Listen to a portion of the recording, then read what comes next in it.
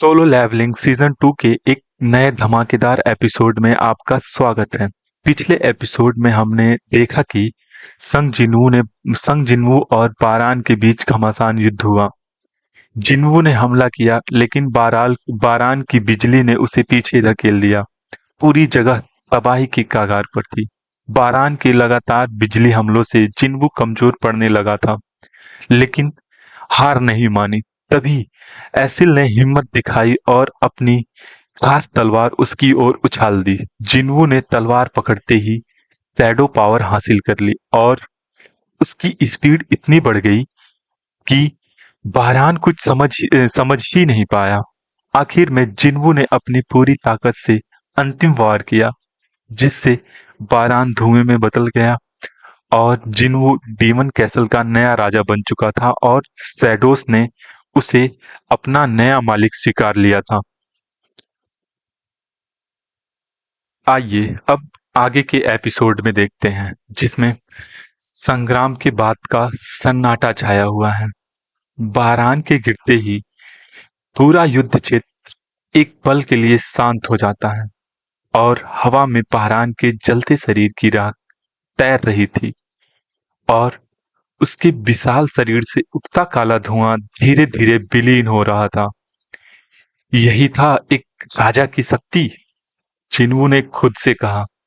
उसकी आंखों में अब कोई दया नहीं थी, कोई झिझक नहीं थी। उसकी चारों ओर बिखरी हुई बारान की सेनाएं अब अधूरी लग रही थीं, जैसे वो बिना अपने राजा के सिर्फ परछाइयां हो। जिन्वू ने एक गहरी सांस ली। अब वह इलिक्सर ऑफ लाइफ बनाने के लिए आवश्यक सामग्री जुटा चुका था। उसके मन में सिर्फ एक ही विचार था, अपनी मां को ठीक करना। अब जिन्वू की घर वापसी होती है। मां की आखिरी उम्मीद है जिन्वू। जिन्वू युद्ध क्षेत्र से सीधे अस्पताल पहुंचता है, जहां उसकी मां सालों से कोमा में पड़ी थी। अस्पताल की हल्की रोशनी में उसकी मां का चेहरा शांत लग रहा था, लेकिन उनके चारों ओर की मशीनों की आवाज इस शांति को तोड़ रही थी। वह धीरे धीरे अपनी मां के बिस्तर के पास बैठा और एलिक्सर ऑफ लाइफ की छोटी सी कांच की शीशी निकाली और उसमें नीली हल्की रोशनी चमक रही थी, जैसे उसमें खुद जीवन की शक्ति समाई हो। जिन्वू खुद से कहता है, अगर यह भी काम नहीं किया तो फिर कुछ भी नहीं कर सकता। उसने शीशी की ढक्कन खोली और धीरे सी अपनी मां की ओठों पर टपकाई। कुछ सेकंड तक कुछ नहीं हुआ। फिर उसकी मां ने उंगलियां हिलाई। जैसे ही इलिक्सर ऑफ लाइफ ने अपना काम करना शुरू किया, उनकी सांसें गहरी होने लगी और फिर उनकी आंखें धीरे धीरे खुल गईं। जिन्वू, उनकी आवाज कांप रही थी, जैसे वे किसी लंबे सपने से जगी हो।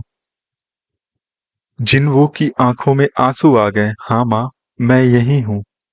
उनकी उसकी मां ने उसका हाथ थाम लिया और पहली बार वर्षों में जिन्वू को ऐसा लगा जैसे उसने वास्तव में कुछ अनमोल पा लिया हो। वहीं दूसरी तरफ कोरिया और जापान के एस रैंक के हंटर इकट्ठा हो रहे थे और इनके इकट्ठा होने का मुख्य कारण ये था जीजू आइलैंड, जहां पर जहां पर नया डेंजन खुला हुआ था और नए खतरे का आगाज हो गया था। वहीं कोरिया और जापान के टॉप एस रैंक के हंटर्स एक गुप्त मीटिंग में शामिल होने लगे और कमरे में गंभीरता छाई होती है, क्योंकि यह कोई साधारण बैठक नहीं थी। यह जीजू आइलैंड की रेड के बारे में थी। जीजू आइलैंड, जापान के सबसे ताकतवर हंटर गोतो रायुजी ने गंभीर स्वर में कहा। उसने टेबल पर रखे नक्शे की ओर इशारा किया। वहां पूरे आइलैंड पर लाल चिन्ह लगे थे, जो दिखा रहे थे कि वहां किस स्तर का खतरा मौजूद है। यह कोई आम डंजन नहीं है, यह नर्क है। बैक यूनो, कोरिया की एस रंग के हंटर ने कहा। उन्होंने वीडियो फुटेज चलाया, विशाल दैत्याकार चींटियां जिनकी आंखों में सिर्फ खून की प्यास थी। कितने सारे हंटर मर चुके हैं, 4 एस रैंक, 7 ए रैंक और अनगिनत लो लेवल के हंटर्स। कमरे में सन्नाटा छा गया। जिन्हों की शक्ति बीच हमें एक दूसरा दृश्य दिखाया जाता है, जिसमें जिन्हो अपनी छाया सेना के साथ एक वीरान जगह पर खड़ा था। उसके चारों ओर उसकी छाया सैनिक चुपचाप खड़े थे, अग्रेसिव, खतरनाक और अजय। जिन्हो खुद से कहता है, मैं अब E रैंक का हंटर नहीं हूं। अपनी उसने अपनी हथेली खोली और काली ऊर्जा उसमें से लहराने लगी। यह शक्ति किसी भी S रैंक हंटर से आगे थी। तभी उसकी फोन की घंटी बजती है और जिसमें हंटर संघ का कॉल आता है। और यहीं पर सोलो लेवलिंग सीजन 2 के एपिसोड 9 का समापन होता है। क्या जिन्हों इस मिशन में शामिल होगा? जीजू आइलैंड की रेड में क्या होगा? पता लगाने के लिए अगले एपिसोड का इंतजार करें। Thank you. अगर आपको वीडियो अच्छी लगी हो तो हम चैनल को लाइक और सब्सक्राइब जरूर करें और बेल आइकन को प्रेस करें, ताकि आने वाले नए वीडियो का नोटिफिकेशन आपको मिल सके। धन्यवाद।